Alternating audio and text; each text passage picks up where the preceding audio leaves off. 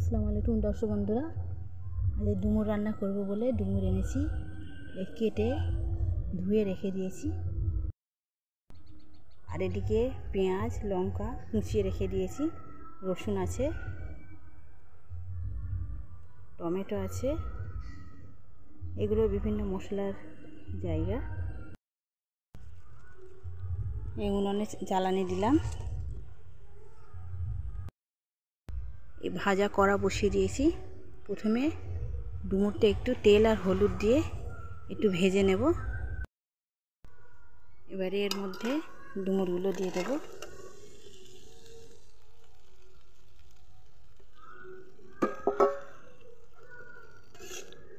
ভালো করে একটু মিশিয়ে নেব।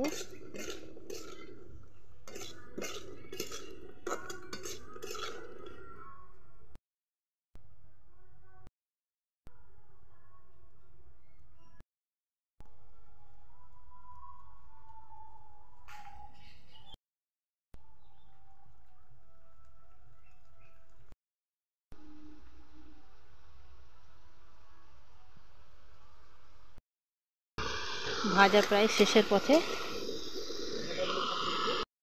এবার রান্না করব, পেঁয়াজ আর রসুনটা হাঁড়ির মধ্যে দিয়ে দেব। এবার উনুন থেকে কড়াটা নামিয়ে নেব।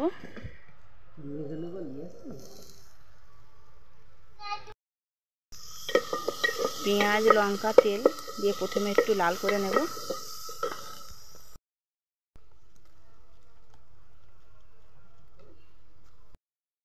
বেশ ভালোই লাল কালার হয়ে এসছে। এবার ডুমুরগুলো দিয়ে দেব। ভালো করে এবার মশলার সাথে মিশিয়ে নেব। একটু সামান্য পরিমাণ নুন দেব, সামান্য পরিমাণ হলুদ গুঁড়ো দেব, সামান্য পরিমাণ জল দিলাম। প্রচুর গরমে শুকনো গুঁড়ো লঙ্কা আমরা ব্যবহার করি না, কাঁচা লঙ্কারই তরকারি খাই। কাঁচা লঙ্কা গরম থেকে অনেকটা রেহাই করে।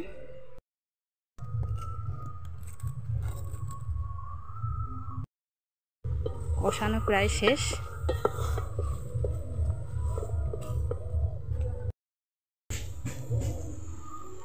একটু ধনে গুঁড়ো আর জিরে গুঁড়ো একসাথে করে মিশিয়ে রেখেছিলাম, সেটা একটু দিয়ে দেব। ভালো করে মশলাটা মিশিয়ে নেব।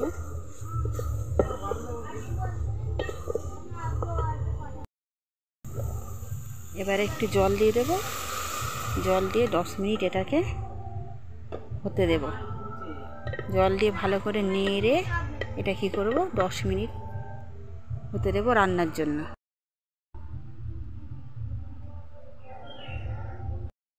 যেহেতু রান্নাটা 10 মিনিট হতে বাকি আছে, সেই ফাঁকে সব কাপড়গুলো ধুয়ে রেখেছিলাম, সেই কাপড়গুলো একটু রোদে মেলতে যাব।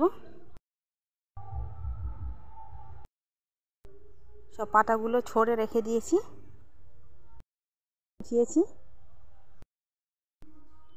এই কাপড়গুলো শুকাতে দেব। এই শুকাতে দেওয়া প্রায় শেষ। এবার দর্শক বন্ধুরা, বাড়ির দিকে যাব। ডুমুরের তরকারি বসিয়ে দিয়ে এসেছি, সেও কত দূর হলো এবার দেখব গিয়ে। এইটা আমার ছোট্ট কলঘর, সব সময় ঝিরঝির করে পানি পড়তেই থাকে। গামলা বসিয়ে রাখি, আস্তে আস্তে কাজ করি। ধোয়া সাবান। দর্শক বন্ধুরা দেখুন, তরকারি প্রায় শেষের পথে। প্রচণ্ড গরমে কাঁচা লঙ্কার হালকা মশলার তরকারি আমরা ব্যবহার করি। রান্নার তরকারি পাত্রটা নামিয়ে নেব। এবার ধোয়া ধুয়ে পরিষ্কারের পালা। আপনারা দেখবেন, লাইক করবেন, সাবস্ক্রাইব করবেন। রাখছি দর্শক বন্ধুরা, আবার দেখা হবে নেক্সট ভিডিওতে।